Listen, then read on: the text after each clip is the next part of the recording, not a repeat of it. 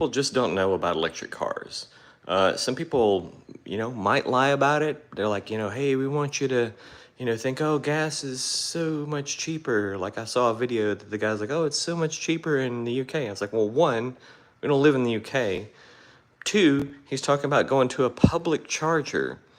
This charger, this is actually called an EVSE. It doesn't actually charge the car. It's like an interface between the charger that's actually in the car, but let's just call it a car charger, even though it's not actually that.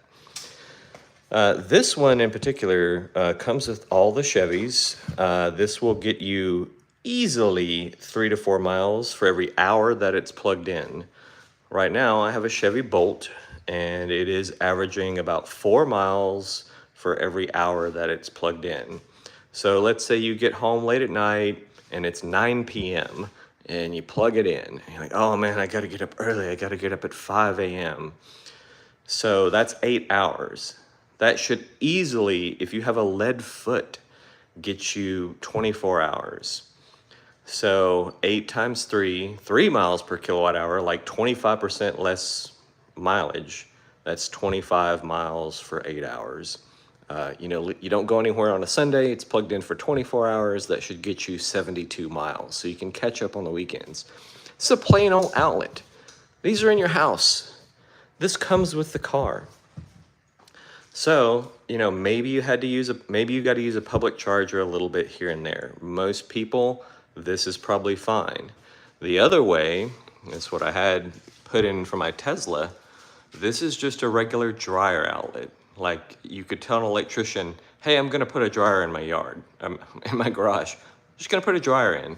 So installing a dryer circuit and using the basic Tesla one, that's fine. I don't even use this one. The Tesla one is fast enough where I can keep two cars charged off of it because we don't drive that much. Now here's the final thing. Chevy does not advertise this as such, but most of these will run off 240 volts. So double the voltage, double the power. And you might think, oh, so it's twice as fast. No. Follow me on this. It is more than twice as fast. Because what happens is your car has like cooling and stuff. It keeps the cooling and all that, keeps the batteries cool. Often while it is charging, it will run that. That eats up part of the power. So like this, let's say you get 80% of the power actually into the batteries. When you double the voltage, all that extra is put into the battery. So 120 volt, 80% of the power goes in. When you double the power, that second part, you get 100% of that. So on 240 volts, this is actually much faster. I think it's, pretty good deal. Maybe you don't have the few $100s to have the extra charger. Like the one that comes with the Tesla is probably pretty expensive if you went and bought it. If you buy them online, they're a few $100s. So maybe when you first get your electric car, you use this, and then maybe later on, you get the circuit put in and you get like a little adapter to make this 240 volt capable, because these aren't 240 volt plugs. You got to get a little physical adapter so you can plug that into your dryer outlet. Now you're charging even faster. You might even stop there. You might be like, that's fine. But I will tell you this, the faster that you charge, the more efficient, because the whole time you're charging, it's sucking power for that cooling. So the quicker you charge, the less you're gonna use power, cooling the battery. So, and I will say this, when I did the math, I had a Nissan Leaf. When I did the math, sorry about my light there, I need to replace that light bulb. When I did the math on my Nissan Leaf, I figured I saved about $5 or $6 a month. Now that might not sound like much, but it's free money.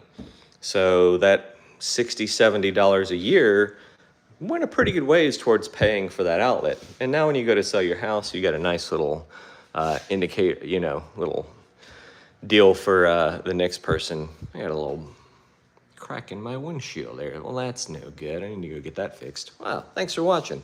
Anyway, that's a nice little deal for the next person who might have an electric car. Like, oh, nice, the outlet's already here, so it's an improvement. Or maybe I've been thinking about an electric car, now I've already got the outlet, so it's super easy. So, yeah, highly recommend. Use this if you have to. Otherwise, get, you know, really like a 50 amp circuit. 30 is fine if you're on a budget. 50 amp is ideal because obviously it's much faster. Going to cost you a little bit more. You know, the wiring's going to be more because it's a larger wire, so copper is more expensive these days, probably because of electric cars. So that's going to cost you more. But anyway, money well spent. Get your 240 as soon as you can. But then again, this is going to be way cheaper than gas. So we figured out 4 miles per kilowatt hour. If you pay 20 cents a kilowatt hour, let's say, which it's not that high here in Texas, that's 5 cents a mile. So 5 cents a mile, right, for electricity. Let's say you wanted to get 50 miles to the gallon. So 5 cents a mile, that would be $2.50 for a gallon of gas. Do you know anywhere you can buy gas for $2.50 a gallon consistently? Not quite here. I think it's like $2.80. And when the gas prices go up, guess what? I don't care because it's way cheaper. I don't pay that much because I've got solar, but anyway, I think it's like 15 cents a kilowatt hour here is pretty easy to get. So like 4 cents a mile, something like that. Anyway, cheap, 4 pennies for every mile. So if you had a 35 mile per gallon car, that would mean gas would have to be $1.40. So good luck on that. So don't tell me that, you know, gas is cheaper because it's not. I've been driving electric for 10 years and I've done the math tons of times. That's probably the number one surprise. People are like, you know, hey, you know, how much does your electric bill go up? Like, it doesn't matter. It's cheaper. Don't even worry about it. And the other thing is like, oh, I didn't know you could charge on a regular outlet. I'm like, yes, any plain old regular outlet, as long as it's grounded correctly and wired correctly, it's fine. It's just slower. So anyway, and here's a hack for you. If you don't have leather seats, you know, if your wife and daughter do horse stuff, leave new leather in your car so it'll smell like you have leather seats. So passengers will be impressed. They're like, oh, I like these nice leather cloth seats you have. So anyway, thanks for watching. Give me a thumbs up. Questions, comments, I'm usually pretty good about answering those. This is actually the third electric car. Got the Bolt, got the Tesla. Used to have a Nissan Leaf.